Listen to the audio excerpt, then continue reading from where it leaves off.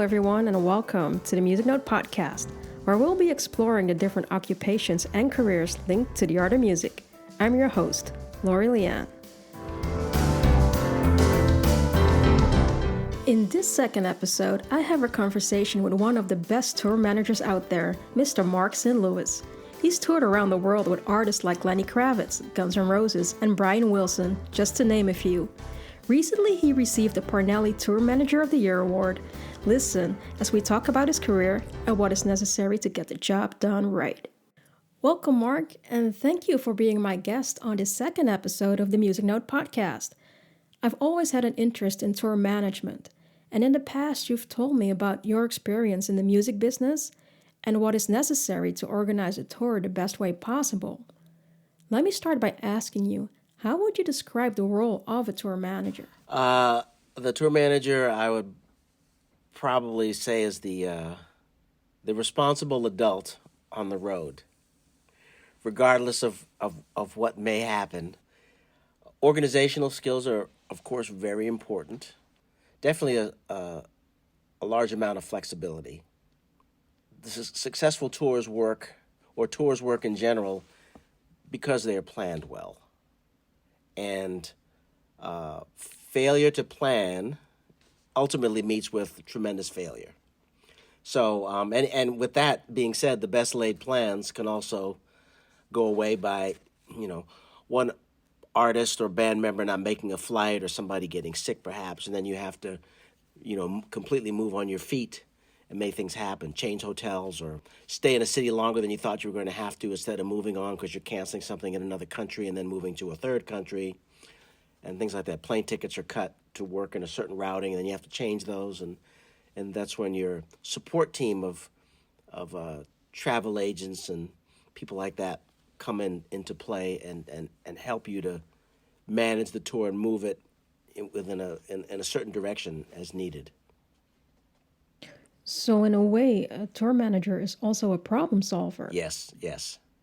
On the tour side and sometimes on the personal side too. Sometimes artists have or band members have things that need to get addressed on their behalf. It could be anything from, a family member wants to come out on the road and can you just book a plane ticket for me because my wife is coming with kids and these are what the parameters are. Can you help me to solve this?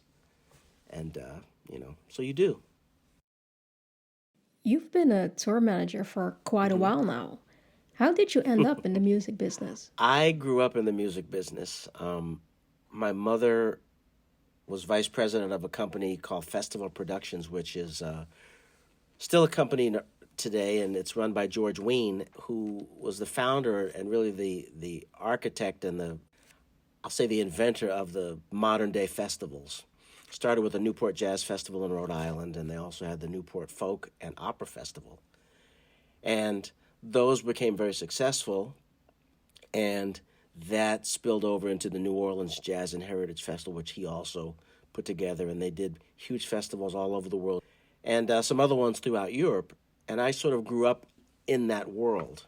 I didn't do any of the international stuff, but I went to all the shows in the States with my mother, big concerts in New York City, things like that. So I went to all the shows, so I kind of got a picture of what was going on, and I could see the attention to the detail that she did because they would have artists on these shows, and what they would do is she'd have this huge, giant drafting board in her office, and it had this huge piece of paper on it, and this was before Excel and computers, so and it was all columned out, and it would have like one city and then another city, and they would have all these artists on there, and she would write in pencil, like, who was on the show, like maybe it'd say Wynton Marsalis, and then it would have him in another city, and then have another artist, but they wouldn't be in the second city, but they have him in the third city, because that artist was doing something they weren't available for the second city.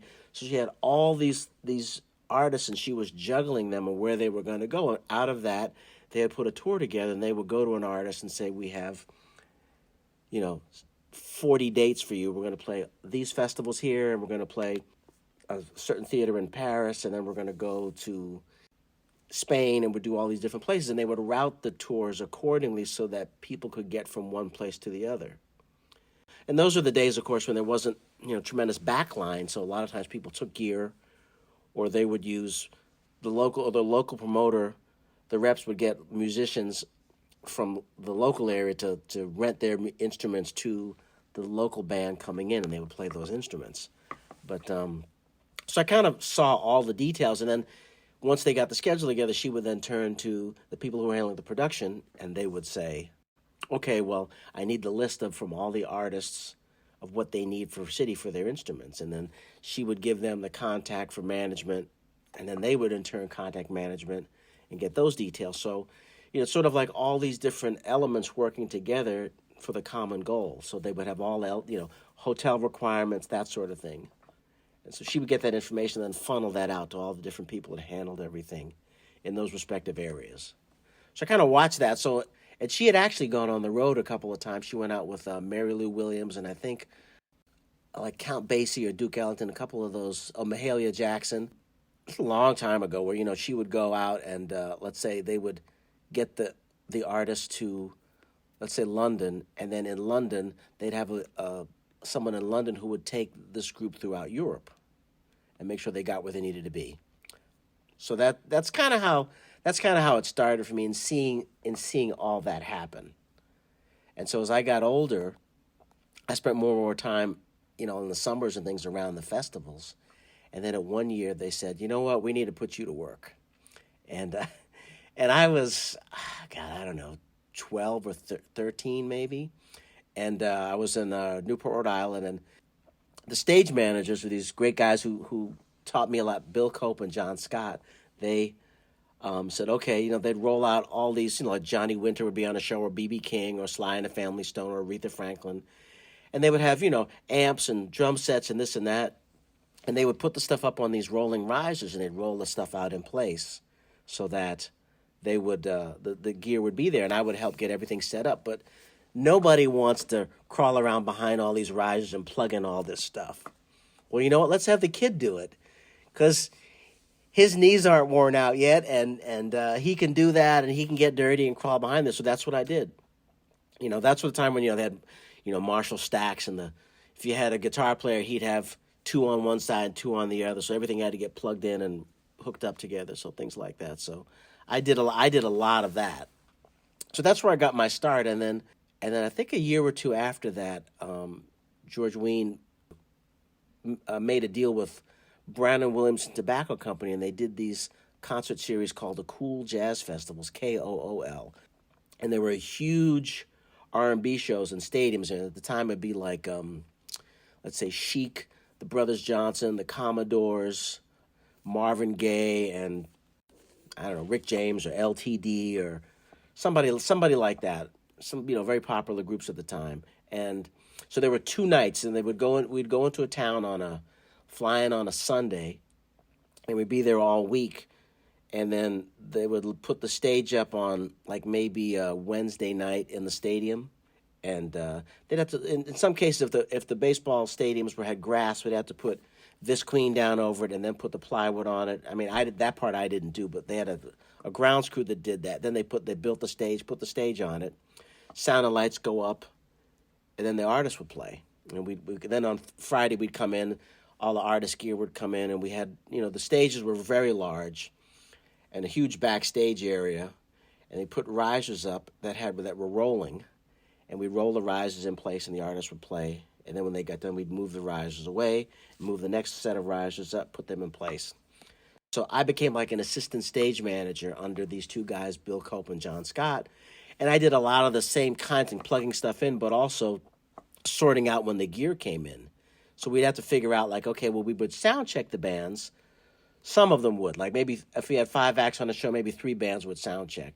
So we'd have to get the gear lined up, and they would be, usually we'd sound check the bands in reverse, so that when we got done at the end of the day, the first band or the last band to sound check would be the first band to play. So they would finish, and we'd roll the stuff off, and then we'd move. So I had to keep track of all this gear. I did that for many, many years, and worked up to stage manager myself. And then because the other guys would end up going over to Europe for George and doing other things for them. Like maybe they'd have Miles Davis or somebody like that would then be going over, and they would say, I need you to go with Miles and be the company representative for the tour. So they would go out and do that, and then left me there to sort of pick up the slack. So I had put in a lot of time by the time I was kind of doing that on my own. But as I move on, then I became a sort of a production coordinator for the festival. Let's see, I did that all through college as well, which was great because I was making a lot of money and I was in college. I'd go out for these 22 weeks in the summer and do these festivals. And at the same time learning what to do and seeing other tour managers of the time who were working with the artists and seeing the ones who were really good and the ones who were not so good. You just figure it out and just do what you have to do to get it done.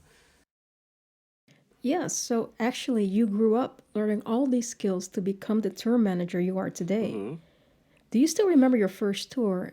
And what is the interaction like with other tour managers when it comes to exchanging information? I do. Actually, I remember all the tours because everything is a learning experience, and sometimes it's even what not to do.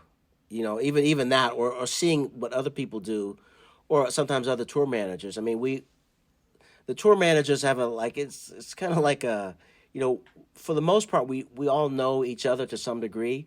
Some of us know each other really well because we see each other or we sub for each other. Sometimes someone will call me and say, "Hey, I've the tour I'm on's been extended for 2 months, and I've got to go do this other artist because that's what I agreed to. Can you come in and do these 2 months for me?" And so then we go and we support each other and work with each other. You know. But how is that transition? Is it easy to take the job on of someone else? If all the people that I know that do this job are really good at it, and so we have there's a certain level of expertise that we all have, and sometimes we do things slightly differently, variations on a theme, but generally, I had a friend of mine, Steve Brumbach, when my daughter was born. I had to come off the road from Seal. Well, he was doing Chicago at the time. So I called him and said, "Hey, can you come do this? I have to leave and go home." And said he needed to come to Europe. So I worked it out with management. They said, "Fine, it'll be great," And so he came in, but he and I generally, collecting the money and keeping track of your receipts and things like that, same kind of thing. He had a different cash receipt sheet that I had or something, a different envelope, but it does the same thing. So, and at that, I didn't tell him he had to use mine because he doesn't. And, as long as at the end of the day, you start off with, $35,000 and at the end of the day, you can justify all the receipts in your thing and you turn it in and it's fine. It's okay.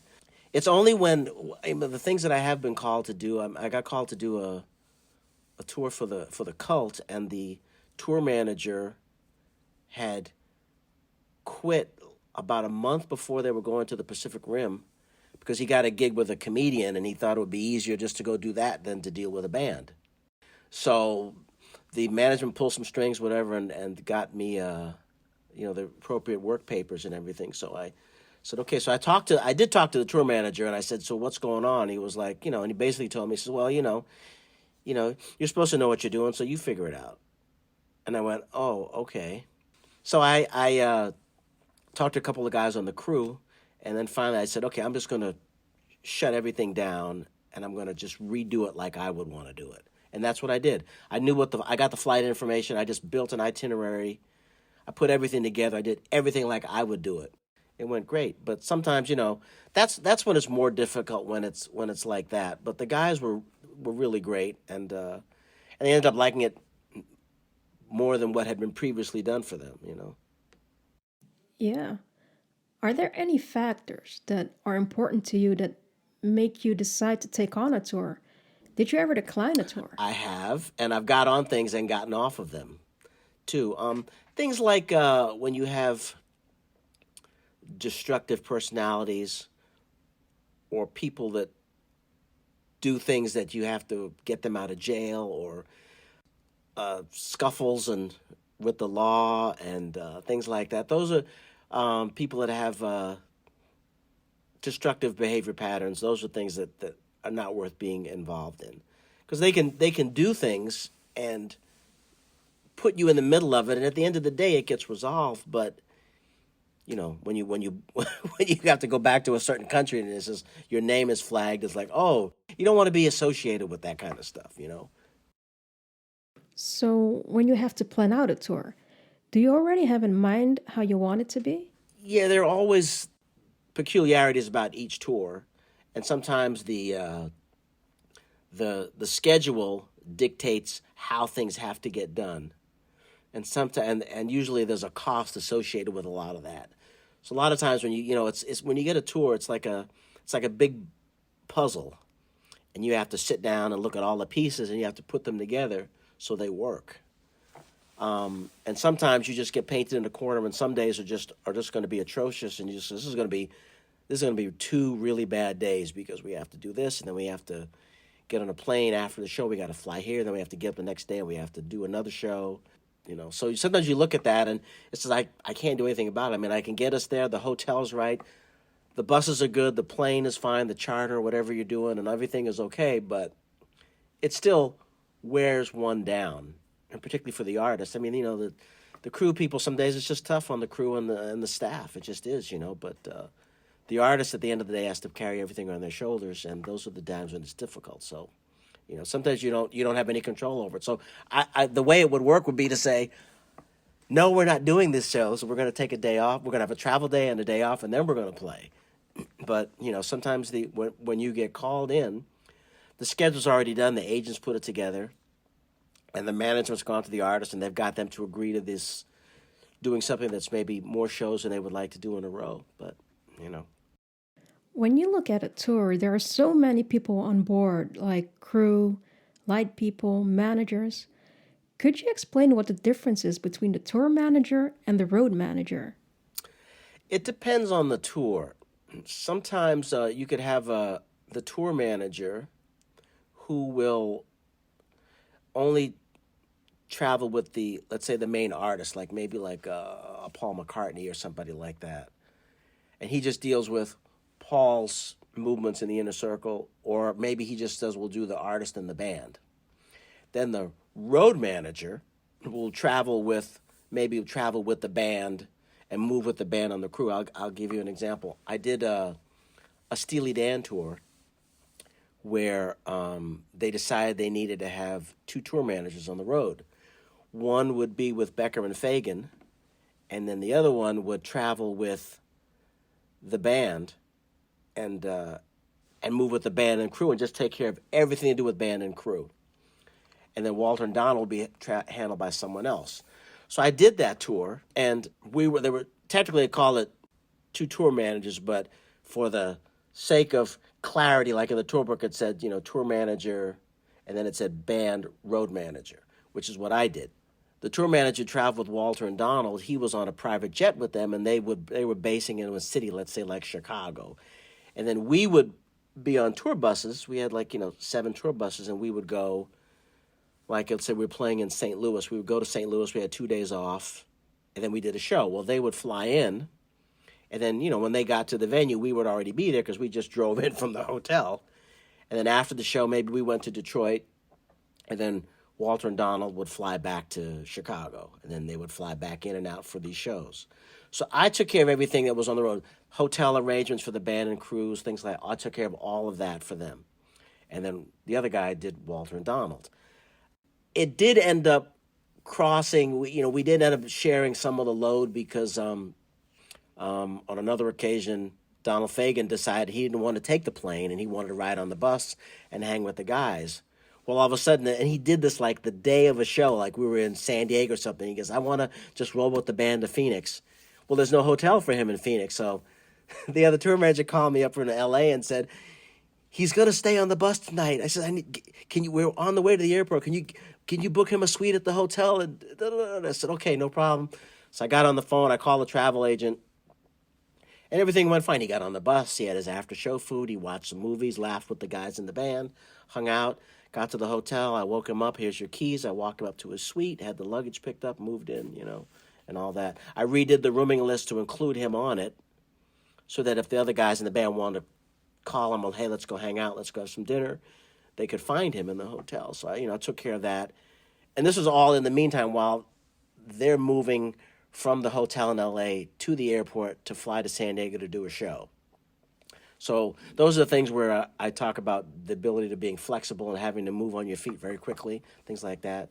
So Not only flexibility, I mean, it's also a big responsibility to be a tour manager. How do you handle stuff that goes wrong? It's you need to be very alert, I think. yeah, you do. You're invariably when you rely on people who are outside of your control, you get screwed usually.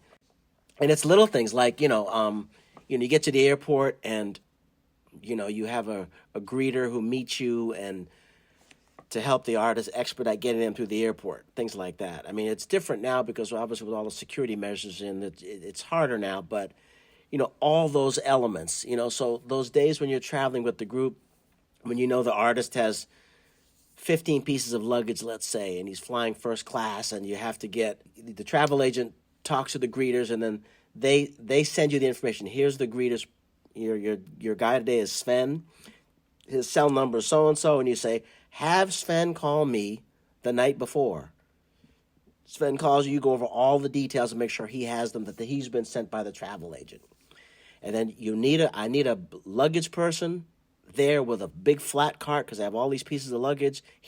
So they can get the luggage stuff, the tags and things processed beforehand. They can tag the luggage, so those kind of things. But those are the things where you hope that Sven didn't oversleep that night and things like that, because those are the things you get to the airport and then you say, I'll be under door number 5 at the airport, at your concourse 5, and you get there. I don't see you. Where are you? And I says, I'm at door number 5. Oh, did I tell you 5? And then he's got to run back down from 9 to 5 to get you and things like that. Those are the moments when you're like, if I have the right coverage on a tour, if I have road manager or even a road manager has an assistant, I may send one of them to the airport ahead of time to go get Sven and stand there when we pull up. Or I may go ahead depending on what's going on. And you get there, and then then when you land in the next city, you have to have your ground transportation there. I mean, I have in Europe and in the United States I have representatives who handle me for the entire country. So if I call up someone and say, I'm going to need cars in these cities, I'll send them all the details. And that is basically the beginning of a framework of what we'll be doing. Yes, because that also shows how important the global network is. And we trade off that information. Like, somebody will say, hey, we got to go to Europe this summer, and we're going to use the buses, but when we get to the last 10 dates or whatever, we're going to fly in or whatever, or I'm going to be in London. What do I do? Who do I call? And I'll say, this guy, this company, great. They know the music business. They know actors. They know all this stuff, things like that. So, we trade this information off when we have good experiences with hotels or airport greeters, things like that, ground transportation companies, charter companies, bus companies, things that we always trade that information back and forth because that information is invaluable. So basically, when you look at it, there's not really a competition between the tour managers. No, I mean there's work for everybody really. It's funny, my my friend Steve Brumbach, who does Chicago, a few years ago, Chicago wasn't going to work for a year or something like that, and he got a call from Bette Midler, and I got a call from Bette Midler. But so we went and had lunch one day, and he said, "What do you got going on?" And we're both superstitious like that. I said, well, I got this thing, but I got to do this video conference with the artist. I said, man, I got one of those I got to do too. He says, yeah, that seems to be the new trend, but we would never ask each other who it was, right? Because we just don't, And we had lunch, we had a good time. All right, man, take care. Let me know how it goes. So a couple days later, I got a call from manager. Said, hey, listen, sorry, but Bette had a conversation. She really liked this other guy. She says, so she's going to go with that. So we're not going to talk to you. And I went, okay, all right. Well, thanks, man. Appreciate it. And maybe another time we'll do something else because they have other artists, and I let it go. So the next day he calls me up and says, hey, I got Bette Midler. And I said, and I just started laughing. And we talked about it, and we just laughed about it, because, It just happens, and it's okay. She would be fine with him. He'll do a good job. I've been on things when other artists said, "Hey, we're talking to Jerome Crooks or so and so." Says, "Do you know him?" "Yeah, I know him too." He says, "What do you think?" I said, "I think he's an excellent tour manager." He said, "Well, how's he different from you?" And I said, "I have a better sense of humor than he does, but he has a good sense of humor. I just have a better sense of humor." But I said, "He'll be great." I said, "I can't say anything bad about him. He's going to do a great job. If you hire me, I'll do a great job. But if you hire him, he'll do a great job as well." We all know what to do. It just depends on the comfort zone, and a lot of it has to do with that, the comfort zone of management and the artists. Well, not so long ago, you won the Tour Manager of the Year award. What does that mean to you to be recognized by that by The your uh, the peers? Parnelli Award. I've have quite a few friends that have won that in production management and tour managers, and every time that the Parnelli it's kind of like the Academy Award of the awards. You have like the Oscars and the Tonys, and you have the Golden Globes and all that stuff. But the big Kahuna is the Parnelli Award. Not that the other ones are not prestigious and not great to win as well. I was really surprised actually. I got a call. I mean, my phone started ringing one morning, and I was like, okay, something must be going on. So I picked up the phone and I said, hello, and it said, hey, guess what? You've been nominated for the Parnelli Award. And I went, really? I said, yeah, and and they have a filtering down process. Anyway, I made it to the final five or whatever, and I kind of got the sense of that it was quite a prestigious thing. Although even though I knew that, but it's different when you're in it. And actually, I was supposed to be on the road with Brian Wilson, and management said, you need to go back and get this award. And I said, well, I don't even know if I'm going to win, and I'm going to be on the East Coast. Or they said, get a sub for these few days or whatever, and go back and get, and whatever. I said, you should just go anyway. Just go and see some people and everything. And I had never been, so I went. It's a really big deal because it looks just like the Golden Globes. They have the staircase that comes down. They have the young ladies come down with the awards and everything. And it's a lot. For a lot of other positions in concert production as well as sound company, lighting company, and things like that. So it's a big deal. Garth Brooks came in and presented an award, and other artists and things like that come in, and then you see all your friends. I mean, Mark Springo, who does Paul McCartney, who I'd work with on Seal. I mean, I've known him for years and all these different gigs and things, and we see each other periodically. And so he was there getting his Lifetime Achievement Award, which he very much deserved. So when your name gets called and they said in the winner, and winner is Marc St. Louis, I was like, oh my God, I said it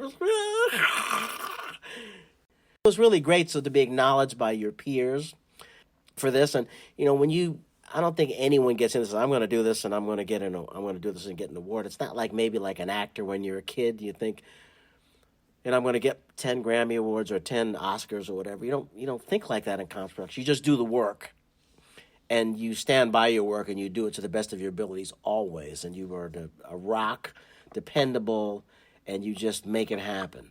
And you just deal with stuff. And all the crazy stuff that happens on the road. I mean, the good and the bad. So I guess people look at that over a period of time and say, wow, this guy is, deserving of this. So I was very surprised and honored. I said, man, this is pretty cool.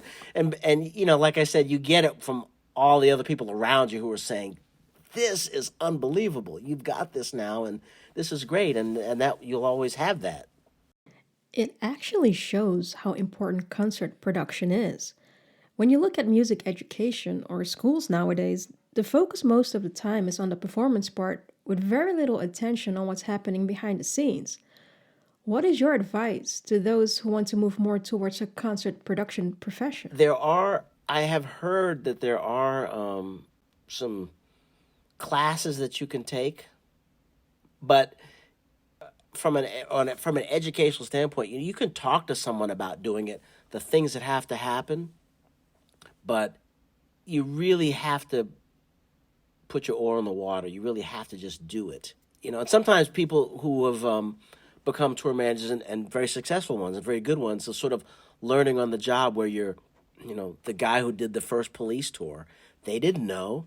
And he didn't either. I know that, put the stuff in the back of the van and you guys play and I'll drive and I'll get you some sandwiches after the show and we can go on to the next city. That's kind of what he did. And that evolved over time. But he, figured out what had to get done, how it had to get done, the style in which it needed to get done. So that as they grew, he grew with them. And anticipated what their needs would be so that they would be successful. I had the good fortune of being able to start on the ground floor and kind of work my way through lots of things so that now when I interface with sound and lighting companies or even the personnel on tour, when they tell me something, it's not like I have no idea what they're talking about. I joined a very, very big tour with R. Kelly years ago on the Double Up tour.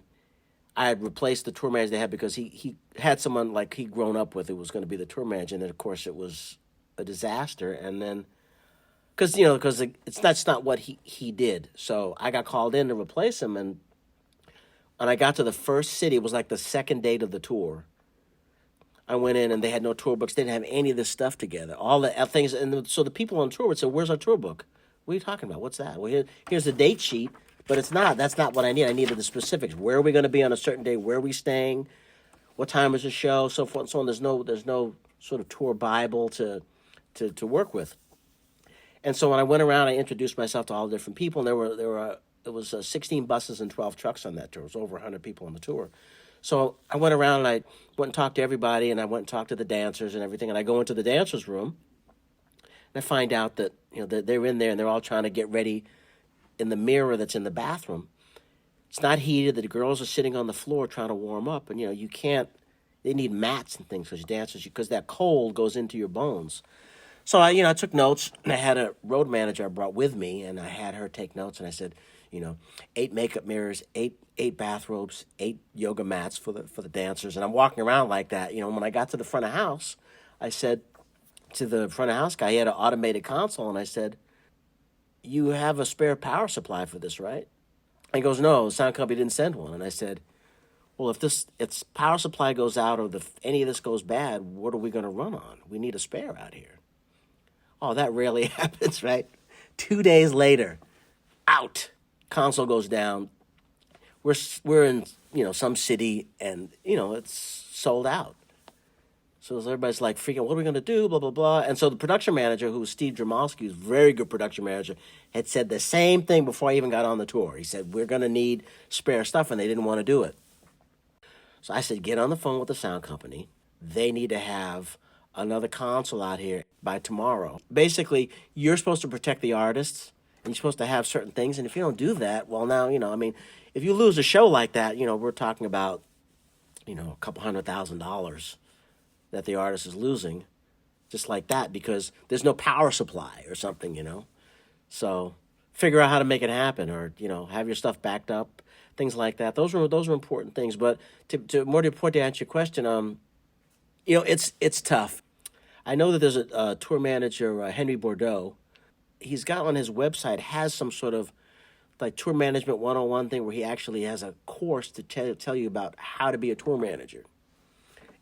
I haven't ever seen it or anything like that. I think he's got some stuff on YouTube too, where he brings people on and they talk about it and things like that. But it does give you a sense of what has to happen and how things get done, but it doesn't necessarily prepare you totally adequately for doing the job, because when you're there and you're in it, it's fast.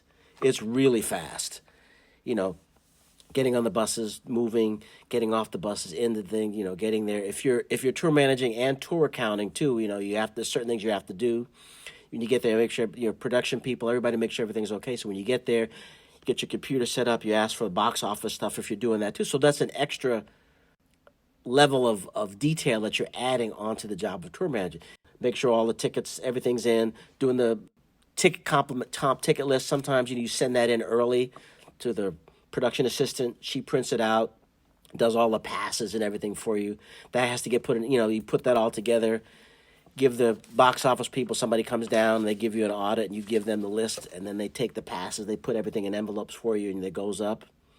Sometimes if they're not equipped for that, sometimes the assistant has to go, or you might have to go up and check on something, or someone shows up at the box office and they said, I brought my sister, can she get a ticket too? And you're like, and sometimes you can work it out. Sometimes if the concert's sold out and there aren't any more comp tickets, then you can't, stuff like that. So those are kinds of things that just come up that if you're new, it makes it really hard, because all that stuff, those are things that just come up that oh yeah, you just have to deal with this stuff.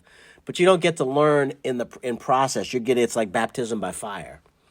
There's always something crazy that happens. I mean, I had a guy who passed away on the road on me on a tour. He died, and we're getting ready to go do a show the next day. That's when we found out, because he didn't come down for lobby call. It was awful and sad. And Wow. When something like that happens, how do you go on well, it with was the difficult. show? It was a guitar player. I mean, there were two guitar players, but they said, fortunately we had the show day, and then we had 2 days off, and then we had another show. So we had a chance to get that together. But then there's a lot of the legal process has to happen, where I asked the police can we send the rest of the guys to the venue?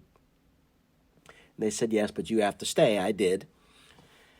I had to answer a lot of questions, things like that, and then I had to call this person's wife and tell them that their husband had passed away. I talked to him at 2 a.m. last night, and that's the thing, that's the thing. You get things thrust upon you that you don't necessarily want to deal with, but you have to. And then then you have to go on and do. Then you have and then it's like the artist said, well, let's do this show and get a big floor arrangement, put it on the riser, and I'll tell people what happened. And we're not gonna do certain songs tonight because of this. It's gonna be a difficult show. We're gonna do it anyway. And they did it, and it was tough. And then then we get through the rest of the shows, and everything like that has to get changed down the line because of this tragedy. I mean, that kind of stuff, changing your rooming list and so forth. So those are easy things like that, But those are for a tour, though. It's an unanticipated cost, because now all of a sudden I'm diverting trucks back to L.A. and I'm going to have to unload everything, set everything up, and then re-rehearse again, and then tear it down and put it back on the truck and then send it back to Las Vegas. As a tour manager, you have to arrange so much. I mean, details are so important. It's a lot of responsibilities, a lot of problem solving. Did you ever think while touring, I'm just going to quit this tour? There were a couple of tours that I did where I knew that when I finished the run, I was I think I was one tour I was on where they got another leg added, and I told them that I call it fading. I just faded. I just said I have another commitment, and I do that. I can't do it. Well, can you make any changes? And actually, it worked out fine, because my wife was actually going to go to Australia, and I needed to be home with my children. I said, well, I can't. My wife's going out of the country. I need to be home. So that was fine. So I just told them that, and it was fine. But I knew that if I had nothing to do, I would have still stayed home anyway, because that was one of those tours where, the blackout alcoholism and trashing hotel rooms and just starting fights in foreign countries and things like that. I was like, you know what, this is not what we're supposed to be doing, and not what you're supposed to be doing. So you should. We're not going to do that. So I just said, I'm just gonna fade. Well, at the moment, the COVID pandemic is hitting the music industry really hard, especially the people touring.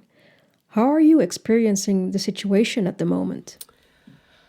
Well, initially they put a pause on the European tour. I was supposed to go to Europe with Brian Wilson the summer of 2020, and they canceled the tour, and they rebooked everything for 2021. So you have to dismantle the tour. Now, the problem for us was that we had been on the road at the beginning of 2020, and when we finished some shows in New Orleans, and then at the end of that, the gear was trucked to New York, and they palletized everything, and they put it on a ship and sent it to the UK in February, because we were coming in June. On this particular one, Brian Wilson, he has two sets of gear. So we can always keep one in a different country and float it around the world, and then we have one that we keep in the States.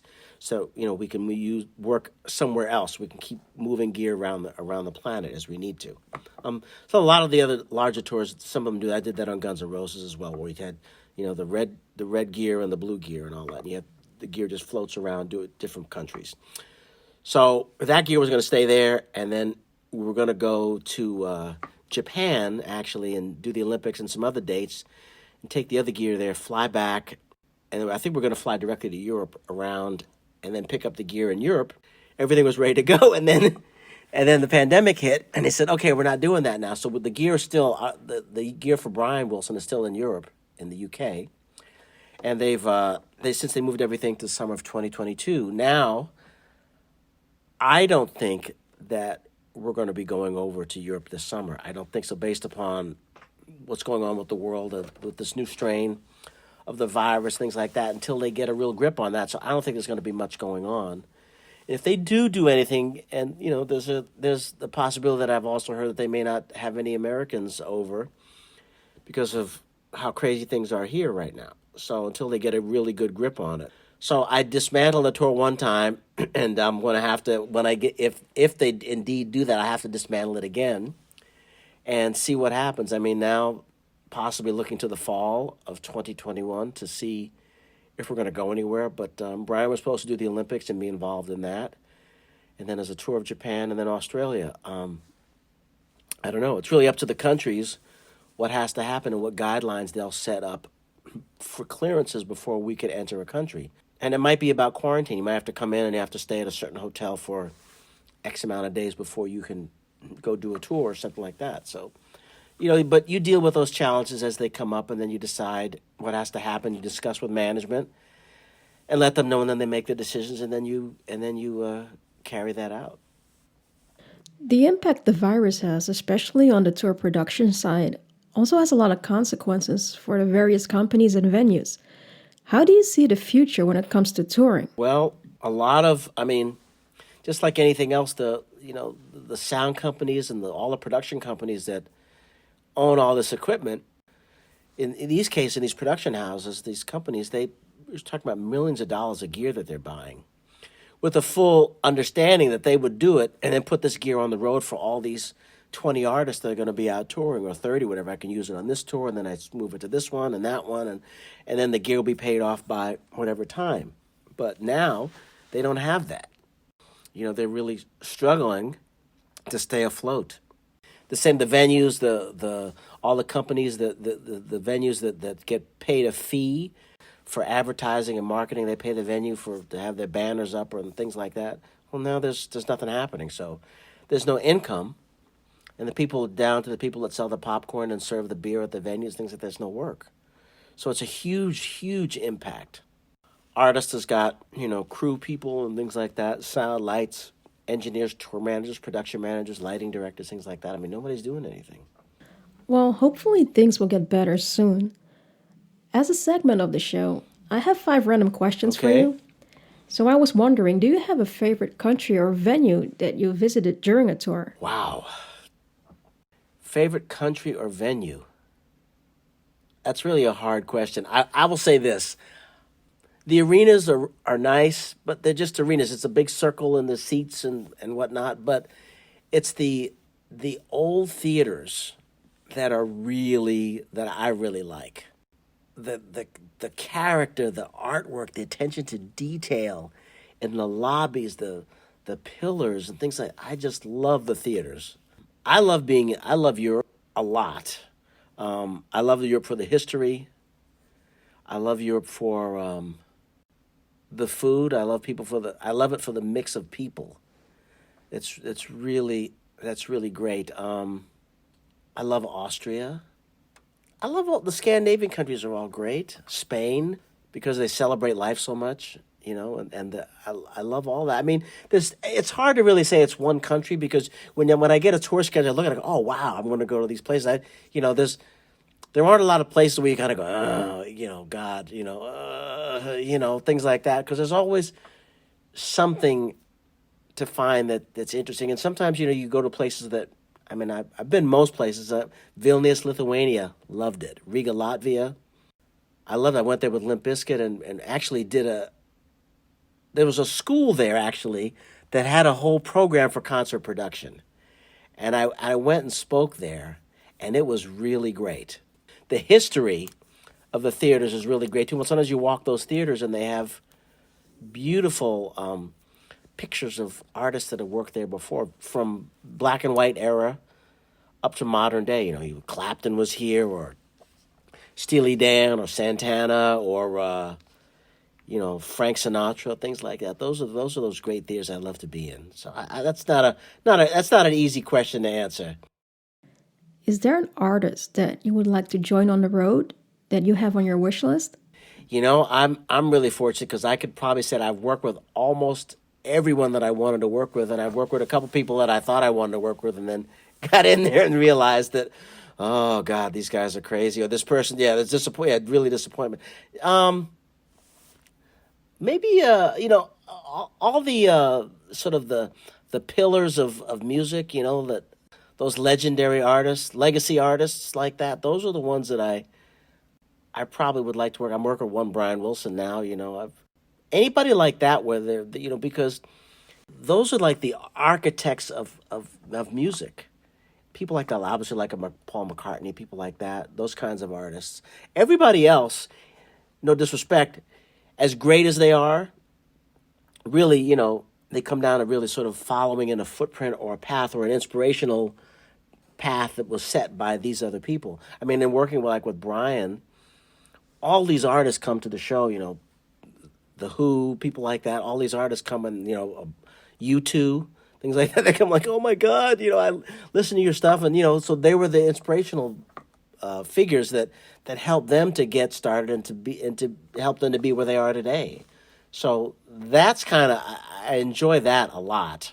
Working with artists like that. So but say those kinds of artists that are really about the music. I would love to, and a lot of times too, when you're a successful tour manager, or you've done a lot of stuff, or you're a production manager, people think, oh my God, I can't call this guy because they're going to be much more expensive than someone that I would normally call, and that is true.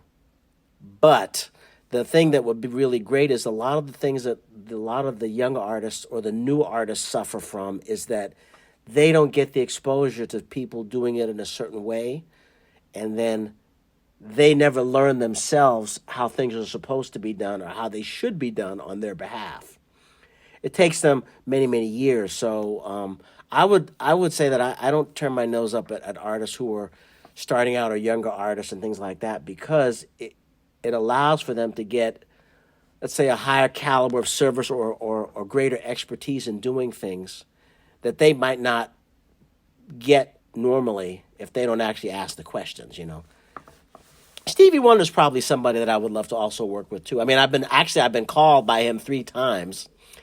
I did one thing for them in Europe, and then they called me back, and every time I was committed to something else. So I hope that they call back again, because I would like to work with him, because he's such a legendary, incredible artist as well, and a good person. What has your preference when it comes to the size of a tour? The size of the tours, I mean, if there are 100 people on a tour, whatever, that doesn't bother me. It's just one extra page on a rooming list and things like that. The things that make the tours difficult are the people. So if you have problematic people, then if you have a small tour, if you have 30 people on a tour, and you have a bunch of people that are just always in the middle of something, always starting something, they got, whatever, tearing up hotels, cutting up this and that, things like that, that makes it really hard. If you have a big tour and you have a tour or any tour that's run with professionals, you got competent sound and lights and people in every facet of the tour that are professional at what they do, it's not a problem. It's not a problem at all. Touring is a discipline. It's a discipline. Those who aren't disciplined, usually pay the price for it. And that's money. The music business is great because you can make so much money in a very short time, but you can blow it twice as fast by not being responsible, not thinking. Right now, when you look back at everything that you've done, What was the best lesson learned from all of this? Think before you speak. And it's not necessarily what you say, it's how you say it. And listening is more important than talking. So those three things. Because, you can tell, sometimes you have to tell someone they're being an asshole without telling them they're being an asshole, You have to, you have to tell, and sometimes, the managers are far more of a problem than the artist ever was. They're much more of a diva, and I got to have flowers, and I got to have, little people throwing flowers at my feet before I walk into the hotel, whatever, something like that. It's like, shut up, get on the bus or do whatever, But sometimes it's not like that. So sometimes you have to tell, sometimes, and they tell you, I can't talk to him. Can you please go tell him that's whatever? And you have to go. So communication is an important skill as well. Oh, yes. And then you have to tell them that. And then, and I'm not one that believes in doing a lot of yelling. Like if you have to yell, I have yelled. Like I said, something you don't have to, if you have, says, what is going on? Why are we doing this? And sometimes, you have to step it up and you do that, but it's not, it doesn't necessarily get you anything, because at the end of the day, what is your goal? What do you want to do? You want to, do you want the artist to get on stage or whatever, or you want whatever the goal is? That's what you have to keep in the forefront of your mind. You have to move the tour, keep everything together, keep these people happy or sane or whatever it is, whatever that takes. I'm going to, like, I had a seal he liked microwave popcorn. Not always readily available everywhere, like in Europe or something like that. They have it, but it's not great. So, and he liked the brand or whatever. So I just went out one day and bought 6 boxes of, like, with 6 in a package or something like that. And he was, he said, Mark, is there any popcorn? And I was like, yeah, man, what do you want? And I kept some in my rolling gig bag I take with me everywhere. I always keep a couple in there. So I would have the thing, I said, here you go. Or sometimes I do it at the hotel. I said, I'll get to the hotel. I want to go to the front desk and say, hey, can you make this for me? And they'd make the thing, 3 minutes, pop, right? And I'd take up some, oh, brilliant. Oh, thank you so much. And then he would have his popcorn and be happy, So those are the kinds of little things like that come up. And you're like, oh, I got to make a note of that. So my final question is, what is the best thing about being a tour manager? For me, it's twofold. One is being able to take the puzzle and put it together to make it work. I love that challenge of being able to have all 500 pieces, and then you actually have to put it together and make it this thing that works. I love that challenge. And the second part of that is I love being able to give people the opportunity to work in the music business. I think you have to open the door, because at some point, you need new people who can come in and just do this and have the skill set that they learn and the good habits. I love that. So I'm always saying, and other people will call me, hey, do you have somebody I could use to do this? Yeah, this person over here. I got this other friend of mine. She lives in D.C. and she's great. Or this other guy, he's really good. And they come on, they do great jobs. And then they go do other things as well. And when I see that, then I feel like I've done my part and helped somebody else along. Yeah, that sounds really good. Well, thank you so much, Marc, for taking the time to inform me and the listeners about your profession. You're very welcome. I'm looking forward to our next get-together, and hopefully it'll be in person. I know, right? We could do a joint podcast where we can sit together somewhere and go out and have a nice dinner in Amsterdam, maybe. Yeah, that sounds like a really good plan. I'm looking forward to that. Okay, all right, sounds good. Thank you again, Marc, for your time, and I will see you soon again. Bye for now. You're very welcome. Take care. Thank you. Bye-bye. Thank you, everyone, for listening to another episode of the Musiqnote podcast. I hope you enjoyed this one. For more information, please visit our website, musiqnote.com, and don't forget to subscribe to our channel. Please join me next week in episode 3. Talk to you soon. Bye for now.